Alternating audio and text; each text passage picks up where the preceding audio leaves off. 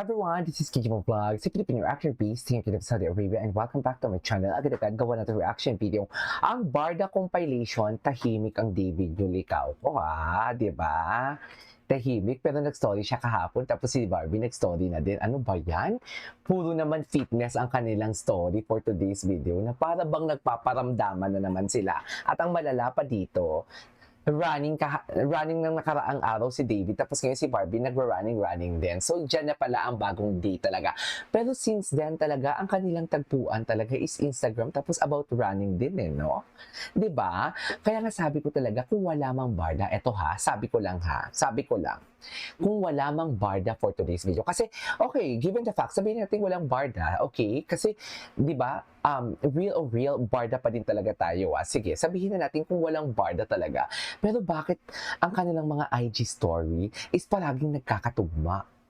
Dear, inumpisahan niya ng dinibunk natin. Di ba, yung nasa Hong Kong si Ginoo, tapos si Barbie Fortesa, nasa cafe, yung may moon, inumpisa niya doon, and right after that, kasi sobrang halatang nagpaparamdaman sila.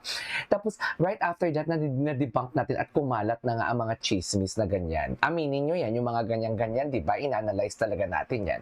Tapos, right after that, what do you call this, na-debunk natin yan and everything. Parang naglaylo sila. Di ba? Parang naglaylo sila. Naglaylo sila during that time. Yung sinabi talaga ni Ginoo, yung may hinahanap siya sa UP. Naalala nyo yon, yung nakasando siya nag-rape. And right after that, nag-live si Ginoo. Di ba? BB, mga ganun ang pinagsasabi niya. When was that?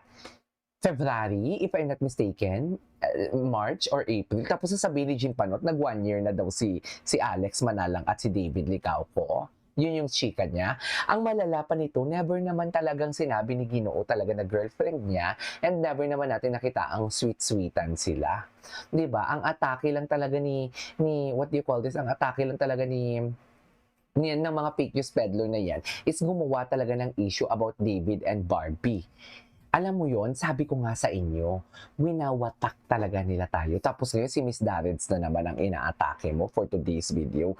Bakla, hindi ka na magkanda uga-ugaga kung sinong uunahin mo. Sa totoo lang, parang nafe-feel ko din si Jim actually. Pero sa akin naman, in a very positive way. Kasi sa dami ko ng content na ginagawa ng reaction video, hindi na talaga ako magkanda ugaga kung sino ang uunahin ko. Kaya gets ko dyan si Jim. Actually, gets ko dyan si Jim. Pero problema sa kanya kasi, isang content lang ginagawa niya, pero ang hindi siya magkanda uga-ugaga kung sinong titirahin niya sa aming mga defenders. Bakit ka-threaten sa aming mga defenders, Jim?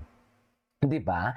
Kung hindi man nagmamatter ang salita namin, kung hindi naman pala totoo ang salita namin, pero bakit ka nati-threaten? Bakit nagmamatter sa'yo yan? Sabihin mo, ako KJ, kung hindi naman pala totoo ang salita ko, bakit nagmamatter? Ay, hindi ka nagmamatter sa akin. Nagmamatter sa akin si Ginoo. Pinagtatanggol ko na si Ginoo, kaya nga pinupuksa kita, di ba, for today's video. Ikaw, inaaway mo na nga si Ginoo, inaaway mo pa kami. Tama ako? Di ba? Pero, inaaway mo si Ginoo, pero panay ang content mo sa kanya. So, anong tawag dun? Di ba, Jim? Ang dami kong tanong sa'yo. Ay, actually, ang dami mo mga tanong sa akin. Pero ikaw, isa lang yung tanong ko sa'yo na hindi mo masagot-sagot. Bakit mo kino-content si Ginoo? Kasi, bayad ka. Charis! Diba? Mawawalan ka na pang chicha. Tama ako? Diba? Hindi ka ngayon nagko-content because, alam mo, feeling ko hindi na yan nagko-content kasi,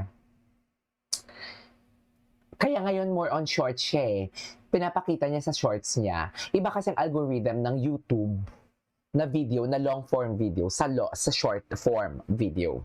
So, pinapakita, feeling ko lang, hindi to confirm, ayoko naman maging fake news, pero ito lang yung sinasabi ko, feeling ko, syempre, bumababa ang views niya. Kung ikaw ang nagbabayad, kung nagbabayad ka sa isang tao na sabihin na natin, i-promote ang product mo, kung mababa ang views, feeling mo, magbabayad ka pa. Syempre, hindi na. Ngayon, sa short video na naman siya bumabawi. Papakita niya naman, 4,000 ang views ko, ganito, ganyan, bayad ka na ulit, gawa naman natin ulit ng long form video yan. Ganon yan, mga mami. Kaya nga sinasabi ko sa inyo, huwag niyo nang panoorin. Okay, balik muna tayo dito. Oh my God, ito yung mga hug na feel talaga. Iba talaga. Ang gwapo ni David dito. Ang gwapo ni David dun sa naka-red sa Vitamilk. Ay, ano 'to? Wait lang, mga success di lang pang-artista pati sa pag-aaral. Si David, ano si David? Ay, bakit? Wait lang. Sayang naman si Barbie Ferrer, pinalagpas ng kagwapuhan katulad ni David Licaco, graduate din pala 'tong si Juancho Trevino. Okey. Wait lang ha. Graduate din pala 'tong si Juancho Trevino. Hayaan na natin kung hindi man nakatapos si Barbie or ano, bakit naman sayang, eh, tignan mo nakakapag-provide naman siya. May kanya-kanya kasi tayong ano, eh, for me ha, may kanya-kanya tayong kapalaran, 'di ba? Ako, kung dito ako nag-work sa Manila, hindi naman ako nakakapag-vlog, kaya do'n ako sa Saudi. Tama ba ako? Si Barbie kung nakapagtapos siya ng pag-aral, sa palagay mo mag-aartista 'yan, 'di ba? Sa palagay niyo? Kasi gano'n 'yun, eh, you have to sacrifice talaga. May kailangan ka talagang i isa-sacrifice na isa. Gano'n talaga 'yun, Mel. Hindi lahat makukuha mo, 'di ba? Ay ano 'to, si Helen, ang sipag na gawa ni Helen. Ay, oh, gano'n ba 'yun?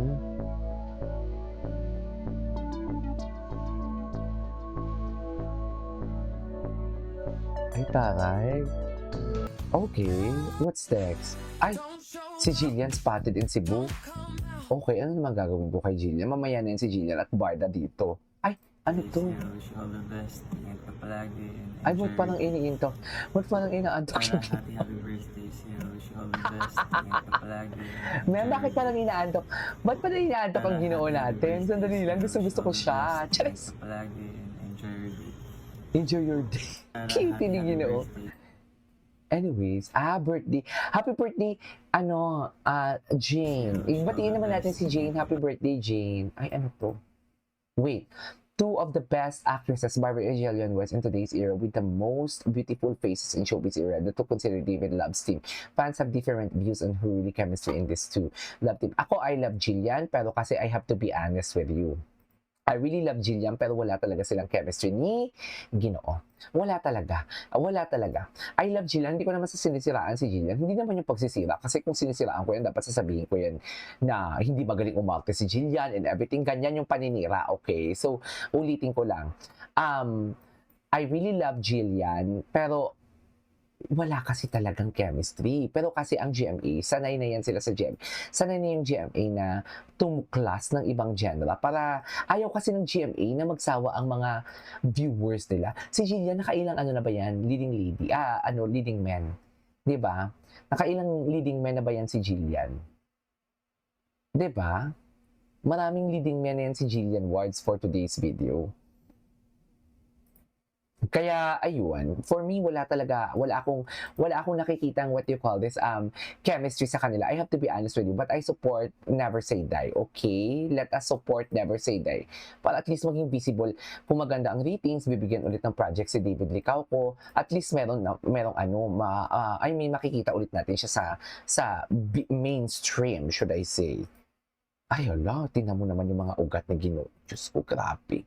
Hala, kay Barbie lahat yan? Charis! Ere! Pero feeling nyo, kay Barbie lahat yan, ma'am. Kasi feeling ko kay Barbie lahat yan, ma'am, eh.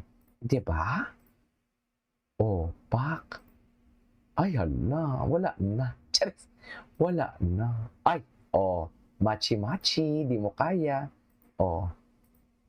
Ang tanong, kaninong boses ang sa likod? Charis! Nagsabing thank you. Yun yung tanong dun, eh. Diba? Ay, ano to? Ay, okay. Happy Easter. Happy Easter. Happy Easter sa inyong lahat. Ito na. Ito yung Happy Easter talaga. Wait lang, may nag-comment. Andrew Never Say Die. Okay. Happy Easter talaga. Aray mo. Ay, ito si Miss Helen. Anong chika ni Miss Helen? Wait, sa Australia. Sa Australia, para ka lang tambay sa Kanta David kasi dito, di mo magawa yan. Enjoy. Nagagawa niya naman. Mami. Di ba? Huwag mo namang sabihin, Charis! Huwag mo namang sabihin hindi niya nagagawa yan. Para namang sinasabi niyo, Charis! Hindi. Kilala kasi talaga dito si David sa Pilipinas. So, hindi siya pwede yung tipong gaganyan-ganyan lang. Tama nga din naman talaga. Anyways, parang tumaba talaga ako, no? Hiyang sa Pilipinas. This is Kate Vlogs. See you on my next vlog. Bye.